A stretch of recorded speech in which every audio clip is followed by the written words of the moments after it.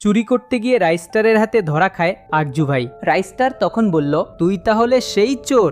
দাঁড়া, আজ সকালে তোর বিচার হবে ভয়ানক। এদিকে সকাল হয়ে যায়, গ্রামের সবাই জড়ো হয়। চোর ধরা পড়েছে শুনে চারদিকে হইচই।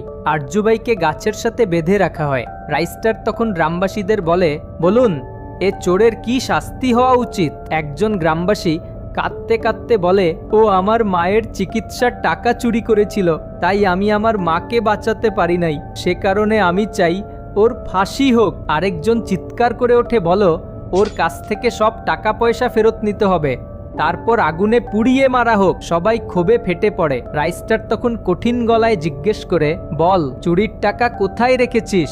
আরজু ভাই তখন বলে, আমাকে মেরে ফেললো, আমি বলবো না চুরির টাকা পয়সা কোথায় রেখেছি। এটা শুনে পুরো গ্রামবাসী রাগান্বিত হয়ে যায় এবং আরজু ভাইকে আগুনে পুড়িয়ে মেরে ফেলে, তার লাশটার নদীতে ফেলে।